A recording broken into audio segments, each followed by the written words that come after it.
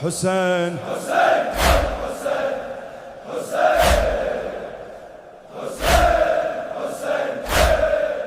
اعوذ باللہ من الشیطان اللعین الرجیم بسم اللہ الرحمن الرحیم الحمد للہ رب العالمین الصلاۃ والسلام علی اشرف الانبیاء والمرسلین وخاتم النبیین سیدنا و مولانا ابی القاسم محمد اللہم صلی علی محمد و آل محمد و اہل بیتہ الطیبین الطاہرین المعصومین المظلومین الذین اذھب اللہ عنہم الرجس وطہرہم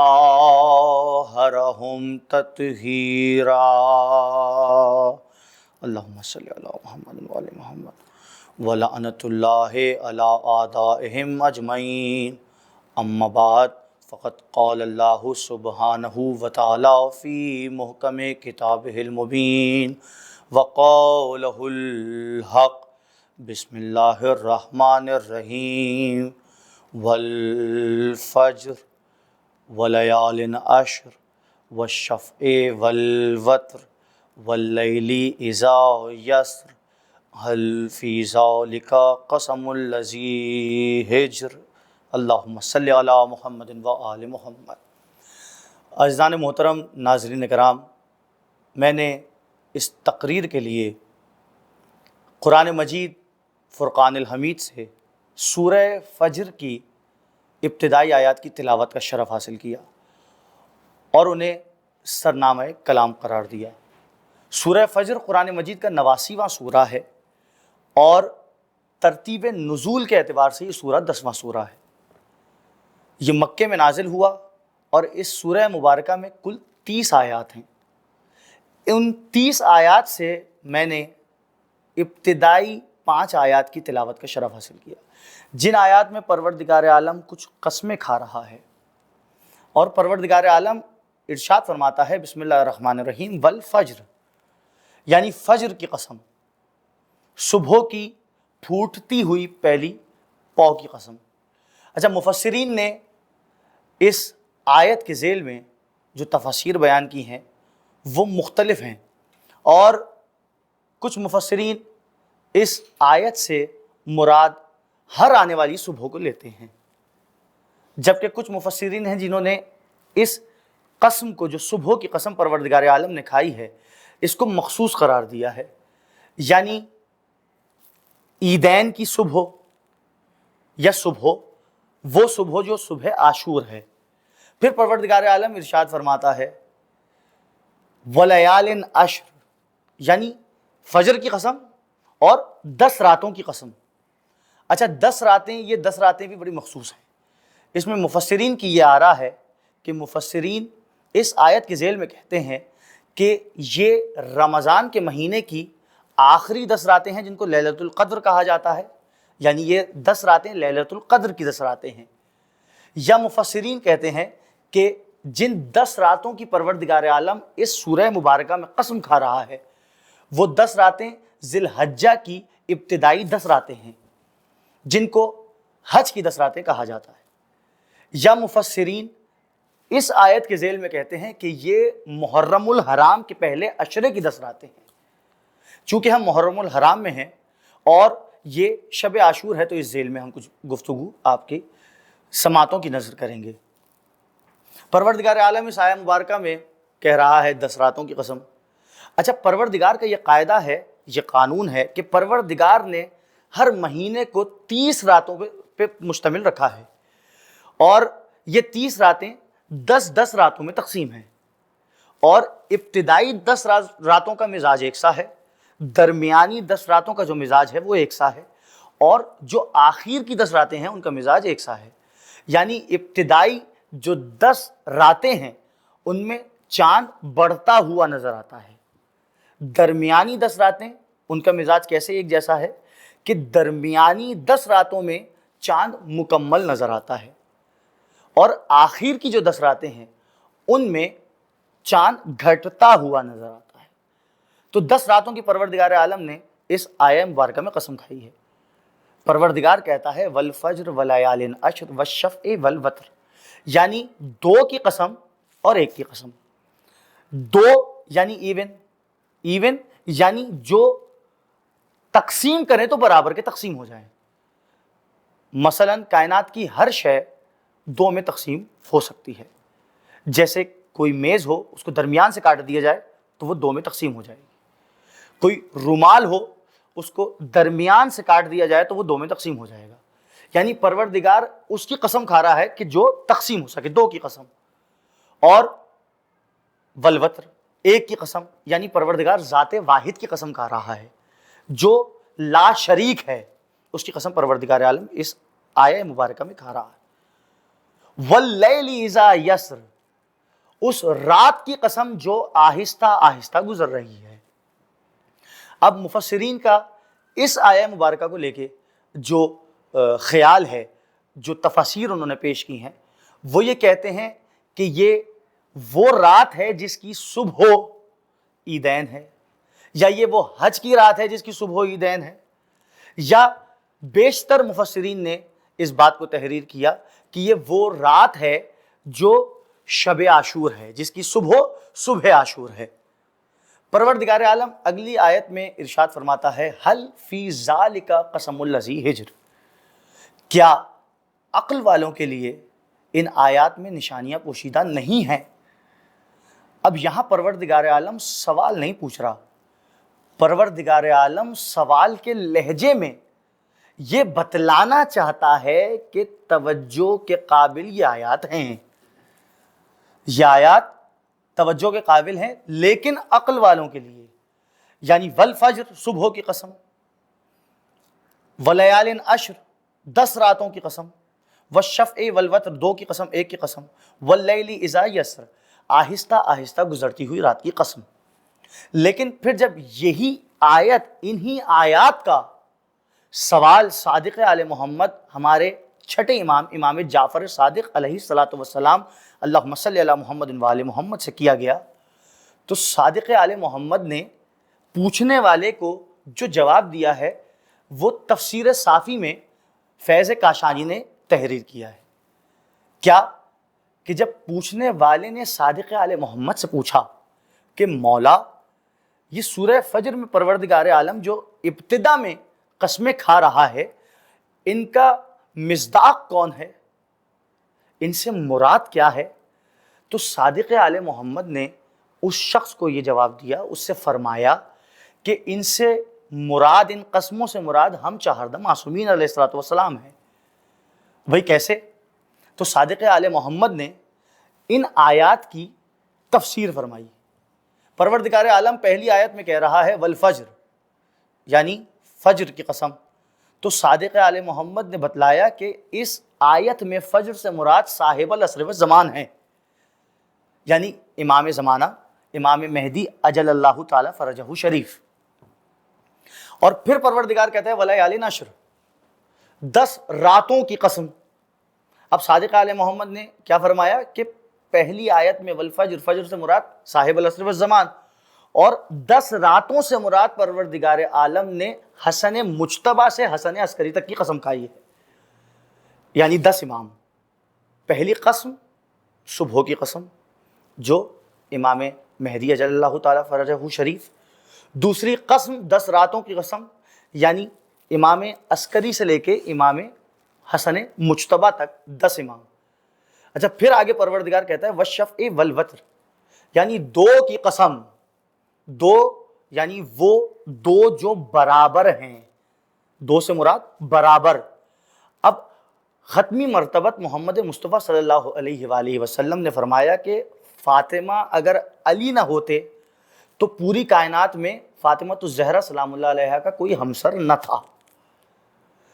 پروردگار عالم صادق آل محمد کہتے ہیں پروردگار عالم نے یہاں جو 2 کی قسم کھائی ہے اس سے مراد میری دادی فاطمہ الزہرا اور ہمارے دادا، یعنی میری دادی فاطمہ الزہرا اور میرے دادا امیر المومنین علی ابن ابی طالب علیہ الصلوۃ والسلام ہیں۔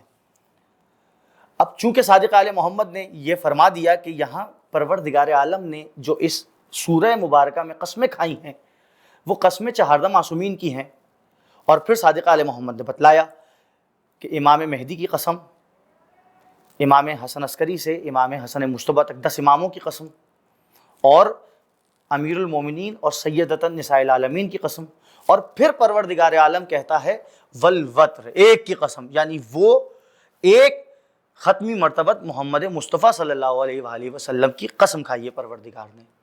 اور پھر اگلی آیت میں پروردگار کہتا ہے حل فی ذالک قسم الذی ہجر، کیا ان آیات میں، ان قسموں میں عقل والوں کے لیے نشانیاں پوشیدہ نہیں ہیں؟ تو یقیناً پوشیدہ ہیں، یعنی پروردگار یہ بتلا رہا ہے ان قسموں کو کھا کے، ان 14 کی قسموں کو کھا کے پروردگار عالم یہ بتلا رہا ہے کہ یہ تمام کائنات ان 14 کے صدقے میں بنی ہے۔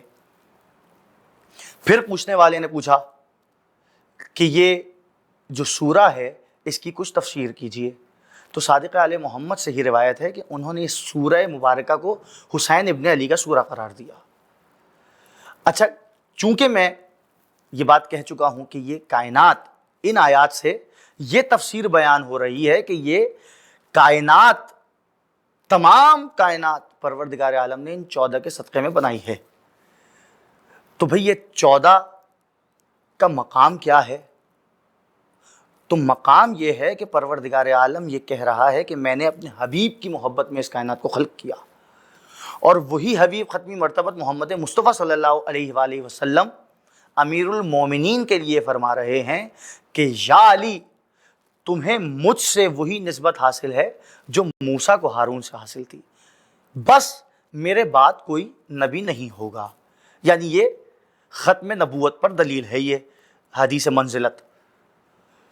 کون ہے یہ سیدۃ النساء العالمین کہ جن کے لیے ختمی مرتبت کہہ رہے ہیں فاطمہ تو بضعۃ منی، فاطمہ میرے جگر کا ٹکڑا ہے؟ کون ہے یہ 14 کہ پیغمبر اکرم فرمائے حسن منی و انا من الحسن، کہیں فرمائے حسین منی و انا من الحسین، اور پھر ائمہ طاہرین نے اس بات کو اور تفصیل سے پیش کیا کہ اولنا محمد، اوسطنا محمد، آخرنا محمد، کلنا محمد، ہم میں پہلے بھی محمد ہیں، ہم میں درمیانے بھی محمد ہیں، ہم میں آخری بھی محمد ہیں، ہم سارے محمد ہیں۔ پھر پروردگار ان 14 کی قسمیں کھا کے بتا رہا ہے کہ یہ کائنات اس کے حبیب کے صدقے اور ان 14 کے صدقے میں پروردگار عالم نے خلق کی۔ اچھا، پھر جب صادق آل محمد سے پوچھا گیا تو صادق آل محمد نے اس سورہ مبارکہ کی تفسیر کرتے ہوئے یہ بیان کیا کہ یہ سورہ حسین ابن علی علیہ السلام کا سورہ ہے۔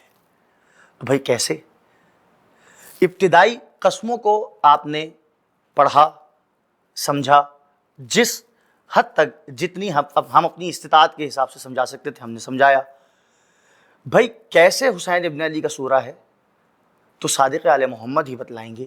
آخری آیات کو دیکھیے، جو ان 30 آیات میں سے ابتدائی 5 آیات ہیں ان میں پروردگار نے قسمیں کھائی ہیں، لیکن آخری جو 4 آیات ہیں اس میں پروردگار عالم اس بات کو روشن کر رہا ہے، صادق آل محمد اس کو بیان کر رہے ہیں کہ یہ سورہ حسین ابن علی کا سورہ ہے۔ وہ کیسے ہے؟ بھائی وہ ایسے ہے کہ پروردگار کہہ رہا ہے یا ایتھا النفس المطمئنہ ارجعی الی ربک راضیۃ مرضیہ فادخلی فی عبادی وادخلی جنتی۔ اے نفس مطمئنہ، اے مطمئن نفس والے، پلٹ آ اس حال میں کہ تو اپنے رب سے راضی اور تیرا رب تجھ سے راضی، اور میرے عباد میں شامل ہو جا، داخل ہو جا میری جنت میں۔ تو بھائی پلٹنے کا جو مفہوم ہے وہ بھی کمال ہے، یعنی میں اگر اس تقریر کے لیے یہاں آیا ہوں تو میرا آنا اور ہے اور میرا واپس پلٹ جانا اور ہے۔ پروردگار کہہ رہا ہے پلٹ آ، اے یا ایتھا النفس المطمئنہ ارجعی، یا ایتھا النفس المطمئنہ ارجعی الی ربک راضیۃ مرضیہ، پلٹ آ، یعنی پروردگار بتا رہا ہے کہ حسین ابن علی وہیں سے آئے ہیں جہاں پروردگار بلا رہا ہے، یہاں آئے ہیں اب پروردگار کہہ رہا ہے کہ پلٹ آ اپنے رب کے پاس اس حال میں کہ تو اپنے رب سے راضی اور تیرا رب تجھ سے راضی۔ پھر پروردگار عالم کہتا ہے کہ میرے عباد میں شامل ہو جا۔ تو بھئی یہ عباد سے کیا مراد ہے؟ پروردگار کہہ رہا ہے کہ میرے عباد میں شامل ہو جا۔ ہم کلمہ پڑھتے ہیں جس میں شہادت دیتے ہیں کہ اشہد ان محمدن عبدہ و رسول، یعنی محمد اللہ کے عبد ہیں۔ عبد ہونے کا معیار یہ ہے کہ محمد اللہ کے عبد ہیں۔ پھر پروردگار کہہ رہا ہے کہ میرے عباد میں شامل ہو جا، اور آگے پروردگار عالم ارشاد فرماتا ہے کہ میری جنت میں داخل ہو جا۔ سارا عالم اس اشتیاق میں ہے کہ پروردگار کی جنت نصیب ہو جائے، اور خود جنت اس اشتیاق میں ہے کہ حسین ابن علی اس میں داخل ہو جائیں۔ چونکہ یہ شب عاشور ہے تو میں زیادہ زور دوں گا اس بات پہ کہ پروردگار اس سورہ مبارکہ میں ابتدائی آیات میں یہ کہہ رہا ہے والفجر ولیال عشر والشفع والوتر واللیل اذا یسر، آہستہ آہستہ گزرتی ہوئی رات کی قسم، اور یہ وہی رات ہے کہ جو شب عاشور ہے۔ اب شب عاشور میں کون سے اصحاب ہیں، کون لوگ ہیں، کون سی محترم ہستیاں ہیں؟ یہ وہ ہستیاں ہیں جن کے لیے پروردگار عالم اسی قرآن مجید میں اپنے کلام الہی میں پروردگار کہتا ہے بسم اللہ الرحمن الرحیم ولا تحسبن الذین قتلوا فی سبیل اللہ امواتا بل احیاء عند ربہم یرزقون، کہ جو خدا کی راہ میں قتل کیے جائیں انہیں مردہ نہ کہو بلکہ وہ زندہ ہیں اور اللہ سے رزق پاتے ہیں۔ یہ ان کے زندہ ہونے پہ پروردگار عالم قرآن مجید میں دلیل دے رہا ہے کہ وہ زندہ ہیں، اور زندگی کی دلیل یہ ہے کہ وہ اللہ سے رزق پاتے ہیں۔ تو بھائی یہ بھی زیر بحث موضوعات آتے ہیں کہ علم کو چومنا، یہ علم کا عطا کرنا، علم سے دعاؤں کو مانگنا، طلب کرنا، دعا مانگنا، علم سے شفا حاصل کرنا، تو بھائی شفا حاصل کرنا تو ہمیں کلام الہی میں پروردگار عالم نے خود سکھلایا ہے۔ کہاں؟ بھائی قرآن مجید میں سورہ یوسف میں پروردگار عالم یہ بتلا رہا ہے کہ مصر سے ایک کرتا یعنی کپڑا کرتا چلا، کہاں کے لیے؟ کنان کے لیے۔ بھائی کنان کے لیے کیوں چلا؟ کیونکہ کنان میں یعقوب نبی ہیں، اور یعقوب نبی کی بینائی جا چکی ہے۔ بینائی کیوں گئی ہے؟ زندہ کو روتے ہوئے۔ بھائی یعقوب نبی جس کو رو رہے ہیں وہ یوسف تو زندہ ہیں، وہ یوسف مصر میں موجود ہیں، اور یعقوب نبی کنان میں گریہ آہوزاری کر رہے ہیں، اور اس قدر روئے کہ یعقوب نبی کی بینائی چلی گئی۔ اب کرتا چلا ہے مصر سے، اور یعقوب نبی کو خوشبو آ رہی ہے کہ کرتا آ رہا ہے۔ کرتا کنان پہنچا، یعقوب نبی نے اپنی نابینا آنکھوں پہ کرتے کو لگایا، اور اعجاز یہ دکھایا کرتے نے کہ یعقوب نبی کی بینائی واپسی آئی۔ تو یہ پروردگار عالم سکھلا رہا ہے کہ اگر کرتے کی نسبت اس سے ہے کہ جو خدا کا نمائندہ ہے، تو کرتا کپڑا شفائیں بانٹتا ہے۔ یہی وجہ ہے کہ پروردگار عالم کہہ رہا ہے وَلَا تَحْسَبَنَّ الَّذِينَ قُتِلُوا فِي سَبِيلِ اللَّهِ أَمْوَاتًا بَلْ أَحْيَاءٌ عِندَ رَبِّهِمْ يُرْزَقُونَ، جو اللہ کی راہ میں قتل کر دیے جائیں انہیں مردہ نہ کہو بلکہ وہ زندہ ہیں اور اللہ سے رزق پاتے ہیں۔ یعقوب روتے تھے زندوں کو، تو زندوں کو یعنی یہاں یہ آیت کہہ رہی ہے کہ وہ زندہ ہیں، اور رونا یعقوب کی سنت ہے، یعنی نبیوں کی سنت ہے کہ رویا جائے، گریہ و آہوزاری کی جائے۔ تو کپڑے کو چومنا بھی پیغمبروں کی سنت ہے، اور مظلوموں پہ رونا بھی پیغمبروں کی سنت ہے۔ تو چونکہ شب عاشور ہے، واللیل اذا یسر، آہستہ آہستہ گزرتی ہوئی رات کی قسم، تو کچھ باتیں میں ان اصحاب کے حوالے سے پیش کرنا چاہتا ہوں یہاں کہ جنہوں نے وفا کا،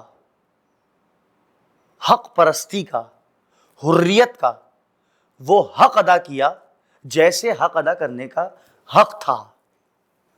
یعنی حسین ابن علی جو خدا کے نمائندے ہیں کربلا میں، ان کی نصرت کا وہی حق ادا کیا جیسا کہ حق ادا کرنے کا حق تھا۔ تو شب عاشور یہ قافلہ 2 محرم الحرام کو پہنچا۔ 2 محرم الحرام کو یہ قافلہ مولا حسین ابن علی کا کربلا پہنچا، اور تاریخ کہتی ہے کہ 4 محرم الحرام کو جو خیمے اہل حرم کے نہر کنارے لگائے گئے تھے ان کو نہر سے ہٹانے کے حکم آنا شروع ہوئے۔ خیموں کو نہر سے ہٹا دیا گیا اور 7ویں سے پانی بند ہو گیا۔ اچھا، کچھ مقاتل نے لکھا کہ 7ویں سے پانی بند ہو گیا، اور کچھ مقاتل کہتے ہیں کہ 7ویں سے پانی ختم ہو گیا۔ یہ روایت زیادہ دل کو چیر دیتی ہے کہ 7ویں محرم سے پانی ختم ہو گیا۔ عزادارو، خیموں پہ پیاس کی شدت ہے، لیکن اصحاب کے جوش و ولولے میں کوئی کمی نہیں ہے۔ شب عاشور نمودار ہوئی، اور شب عاشور کو کہا جاتا ہے شام شہیداں۔ اگلی جو رات آئے گی وہ ہے شام غریباں، غریبوں کی شام۔ یہ ہے شام شہیداں، یعنی شہیدوں کی شام۔ مولا حسین ابن علی کے لشکر میں تمام اصحاب عبادتوں میں مشغول ہیں۔ ایسے میں میرے مولا ایک ٹیلے پہ تشریف فرما ہوئے، چاروں جانب سے اصحاب نے گھیر لیا۔ اصحاب زمین پر بیٹھے ہیں اور میرے مولا ایک ٹیلے پر بلند ہیں، بیٹھے ہوئے۔ 7 عباس علمدار ہیں، علی اکبر ہیں، اور اصحاب میں وہ صحابی موجود ہیں کہ جو رسول خدا کے صحابی ہیں۔ مولا کے اصحاب میں ان کے بھتیجے ہیں، بھانجے ہیں، دوست ہیں، عزیز ہیں، اقربا ہیں، بیٹے ہیں، بھائی ہیں، چچا زاد بھائی ہیں، اور جو بزرگ موجود ہیں وہ بزرگ ہیں جن کا تذکرہ پہلے ہوا کہ وہ رسول خدا پیغمبر اکرم کے صحابی ہیں جو مولا حسین ابن علی کی نیابت میں دین کا دفاع کر رہے ہیں۔ ایسے عالم میں تاریخ یہ لکھتی ہے کہ میرے مولا نے تمام اصحاب سے اپنی بیعت کو واپس لیا، بیعت ان کے سروں سے اٹھا لی، اور میرے مولا نے ان سے یہ ارشاد فرمایا کہ اگر کوئی جانا چاہے تو چلا جائے، میں روز محشر شفاعت کروں گا۔ لیکن جب یہ دیکھا کہ اس مجمع میں سے کوئی نہ اٹھا تو میرے مولا نے اپنے فرزند علی اکبر کو یہ حکم دیا کہ بیٹا چراغ گل کر دیا جائے۔ چراغ بجھا، اور میرے مولا نے اپنے اصحاب سے یہ ارشاد فرمایا کہ اگر کوئی روشنی کے باعث، شرمندگی کے باعث نہ جا رہا ہو تو اب اندھیرا ہے اور چلے جاؤ، چونکہ جو رکے وہ یہ یاد رکھے کہ صبح شہادت ہے۔ عزادارو، کچھ ہلچل سی ہوئی، اور بعد ہلچل کے ایک خاموشی طاری ہوئی۔ اب جب یہ خاموشی طاری ہوئی تو میرے مولا نے اپنے برادر، اپنے علمدار عباس ابن علی کو یہ حکم دیا کہ عباس، چراغ روشن کیا جائے۔ اچھا، یہ مکمل دلیل ہے وفاداری ابوالفضل پہ کہ بیٹا تو بیٹا ہے۔ مولا چراغ بجھانے کا حکم دے رہے ہیں علی اکبر کو، اور جب ہلچل کے بعد سناٹا ہو گیا، خاموشی طاری ہو گئی، مولا یہ جانتے ہیں کہ عباس چھوڑ کے جانے والوں میں سے نہیں ہیں۔ چراغ روشن ہوا، عجیب منظر دیکھا چشم فلک نے۔ کیا دیکھا کہ وہ اصحاب جو پیغمبر کے اصحاب تھے، جو بزرگ تھے، جو ناتواں تھے، وہ اپنی کمر کو پٹکوں سے باندھے کھڑے ہیں۔ وہ اصحاب جو کہ ابھی چھوٹے ہیں، مولا کے جانثار وہ اپنے پنجوں پہ بلند ہیں اور اصرار یہ کر رہے ہیں کہ مولا ایسے کیسے ہو کہ آپ تنہا ہوں اور ہم آپ کو چھوڑ کے چلے جائیں۔ عزادارو، میرے مولا کو بڑا پیار آیا، مولا نے ہر ایک کو پیار کیا، ہر ایک کو گلے سے لگایا، اور پھر واقعہ یہ کہتا ہے کہ تقریر کرنے کی باری آئی۔ ہر ایک نے مولا سے مخاطب ہو کے مولا کی شان میں تقریر کی، مولا کی نصرت میں آواز بلند کی، اور ایسے میں جب سب تقریر کر چکے، اب باری ہے لشکر کے علمدار کی۔ وہ علمدار کہ جس نے تمام عمر 32 برس مولا کو آقا کہہ کے پکارا، اس علمدار کو تقریر کرنی ہے مولا کے روبرو۔ مولا نے عباس ابن علی کی جانب دیکھا اور آنکھوں میں یہ کہا کہ بھیا کچھ ارشاد فرمائیے۔ عزادارو، غیرت ابوالفضل نے گوارا نہ کیا کہ مولا کے روبرو کچھ کہا جائے، خاموش کھڑے رہے۔ جب کچھ دیر ہوئی تو میرے مولا نے اصرار کیا کہ برادر کچھ بولیے۔ عزادارو، کچھ بول نہ سکے تو نجف کی جانب رخ کیا، اور نجف کی جانب رخ کر کے یہ صدا دی کہ بابا جس بیٹے کو نماز شب کی دعاؤں میں مانگا تھا اور جس دن کے لیے مانگا تھا، اس دن میرا آقا مجھے کہہ رہا ہے کہ چلے جاؤ۔ اس قدر پیار آیا میرے مولا کو کہ عباس ابن علی کا برادر کا بڑھ کے ماتھا چوما، اور پھر وہ قول ارشاد فرمایا میرے مولا حسین ابن علی نے، جس کو تاریخ نے محفوظ کیا کہ ایسے اصحاب نہ میرے نانا کو ملے، نہ میرے بابا علی کو ملے، نہ میرے برادر حسن کو ملے، جیسے پروردگار نے اصحاب مجھے دیے۔ عزادارو، شب عاشور گزری، کچھ وقت گزرا تو تاریخ لکھتی ہے کہ خیموں کا یہ عالم ہے کہ ہر ماں اپنے بچے کو لیے بیٹھی ہے اور کچھ نصیحتیں کر رہی ہے۔ ایک خیمے میں یہ عالم ہے کہ دختر امیر المومنین اپنے دونوں شہزادوں کو لیے بیٹھی ہیں، کبھی چراغ ایک کے چہرے کی جانب کرتی ہیں، کبھی چراغ دوسرے چہرے کی جانب کرتی ہیں، اور یہ کہتی ہیں کہ اون و محمد، یہ یاد رہے کہ تم جعفر طیار کے پوتے ہو، تم عبداللہ کے بیٹے ہو، تم زینب کے بیٹے ہو، کہیں ایسا نہ ہو کہ علی اکبر پہلے مقتل کو چلے جائیں اور تم نہ جاؤ۔